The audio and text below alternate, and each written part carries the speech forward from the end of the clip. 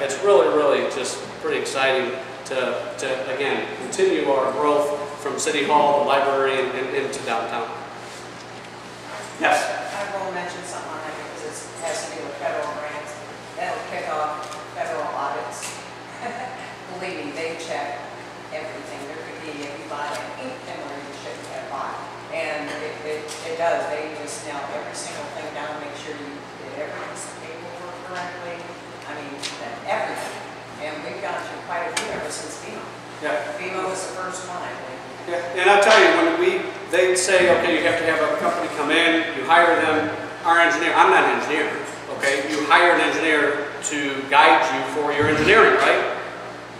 State Board of Accounts, God bless you, they don't agree that they want me to certify what they're doing. I'm like, well, I'm not an engineer.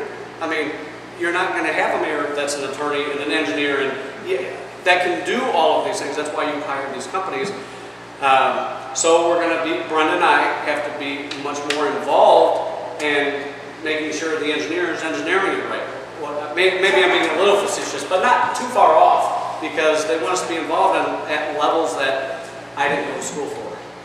Okay, I can balance, I can do a lot of things, but I can't engineer because I'm not an engineer. So anyway, those are some of the complications that you have when you are acquiring so much money and so much grant.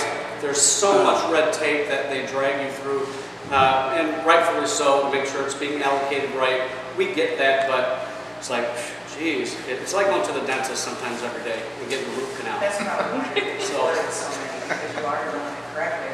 Yeah. Oh yeah, and that's a very good point. If we didn't do things right, we would not be getting additional monies. I guarantee you that. And I did fail to mention, only because I failed to mention, Pete Gosposki again stepped up to the plate. I think I briefly touched on it last year, but he's given us, through federal monies, $650,000 to do a repair of 1,200 feet of sewer main.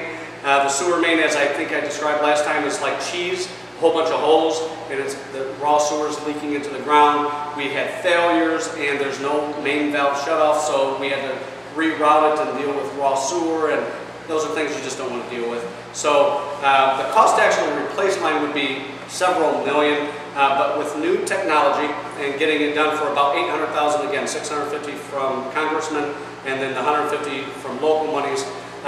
It's a line, basically they dig point A to point B, 1,200 feet down the road, maybe, again, not 100% correct, layman's terms, and they basically insert something much smaller than the pipe through the entire length, and they press a button and this thing expands to the outer part of the pipe, basically putting a new interior wall on that line instead of digging up the entire line. It's awesome. So we're very excited about getting that done because of the main breaks that we have had and dealing with very, very, very costly and potential fines from IDEM.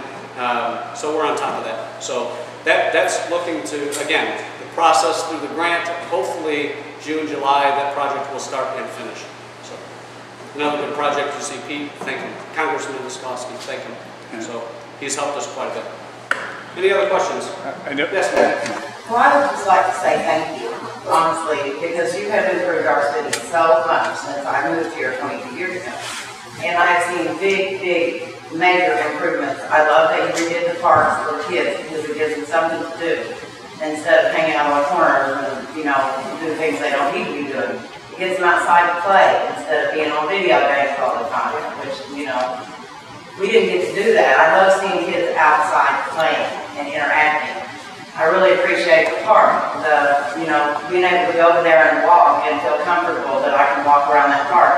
I love looking at, you know, the beautiful lake that you redid and the woodwork and things like that. And too often, nobody ever wants to give anybody kudos, but they always want to yell and scream about what's not getting done and what's bad and da-da-da-da-da. But if anybody in this room can get up and do a better job, let them be the first to throw the first stone. That's all I got to say. That's awesome. And I have to just expound a little bit. I just added 5 years of my life to that statement. Truly, because it's a thankless job for us mayors, and you rarely have somebody come in and say, hey, great job.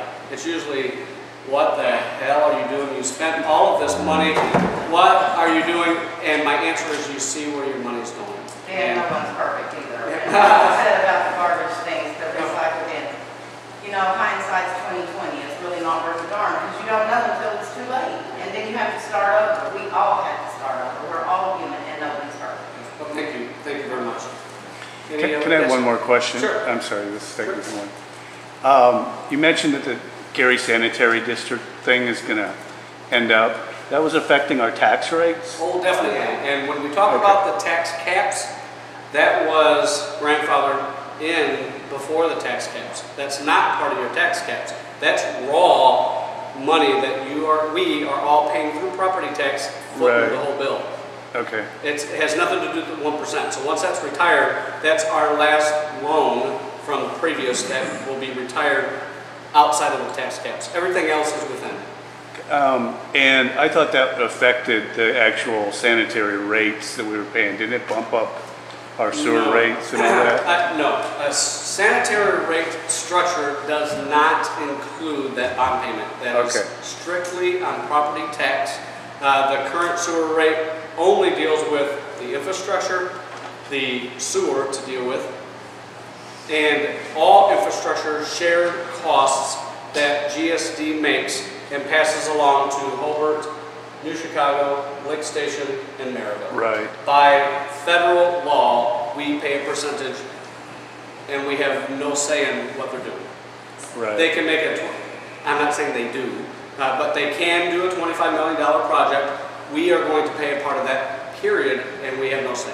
And there was a So disagreement a long time ago. What's that? Wasn't it, there was a disagreement a long time ago, and they didn't pay, we didn't get paid, or we didn't pay them, and then... Yeah, what had happened, it was a contract quickly. I have plenty of time, so if you need to go, by all means, but I'll answer all the questions you have. The GSD contract from Carl Miller, okay, this dates back 25 years. It was a 25-year contract, and it basically states in that 25-year-old contract that you're going to pay this amount for sewer. Okay, well, the powers to be 10 years ago when we had to float the bond said that, well, we're going to only pay this rate. We're not going to pay cost of living. We want that 25-year-old rate. We're not going to pay all the increases along the way and the infrastructure that we had to do. And GSD says, no, by federal law, you will pay this. And we said, no, we won't. So what we were doing, we were paying a bill, but short paying, okay, for years, probably 8 years long, we paid short paying GSD. At one point, GSD actually was working with us. This is when Scott King was the mayor. He actually zeroed out our account, saying, okay, mayor, and I think that was, doesn't matter. Okay, mayor, we're going to zero this out. Moving forward, pay this bill. I see it. It zeroed out. It was like, at that point, it was a couple million, a little over $2 million at that time. They zeroed that out, an agreement that we would start paying. We didn't pay. We started again. It's short paying and short paying and short paying. And that built up to the 5.3, actually over $7 million worth of money. It was negotiated down through Jim Myers, our city attorney at the time, and we negotiated that down to 5.3. I was on the council, so I was limited on what I knew, but that's what I knew. We had to vote on it. And we settled with the 5.3. So it was an old contract, a dispute on the rate, and we wanted to hold that rate and not pay any increases over the past 25 years. So it was the $5-point-something million that we ended up paying? That is correct. And that will be retired this year. So. One last question. Sure. Water and sewer rates relative to the area? Relative to the area, in the next newsletter, do all of you get a newsletter? Anyone not, you can pick one up here. But in the next newsletter I'm going to publish, I might get some communities upset with me, I am going to publish our water rates and the surrounding community water rates. And you will be absolutely surprised. I was. I guess I could use this one as an example because I've seen it and they haven't passed it yet. I think the 23rd. Is that next week, the 23rd? Yeah. At New Chicago, they have a rate increase right now before their council, and they will be paying about 40% more for their water than we do. 40%. They are a 100% American Water, so it's a pretty good example. They're 100, they don't produce any water. They just buy it from American Water, upcharge, and distribute. Okay, so they're a cash and carry, I like to call it. But they're 40% more. And I guarantee you, American Water is not just going to keep those rates the same. As American Water rates go up, their rates have to follow. If they're already 40% higher than us, I mean, we're going to put a long-term plan together for now, once our water is distributed and we're comfortable with a standard 2, maybe 3% annual increase, meaning it'll go up a quarter or 50 cents on your bill, not $10 or $15 on your bill. So when I look at their rate structure, we are very, very, very sensitive to our senior citizens. And our sewer rates and water rates both reflect that.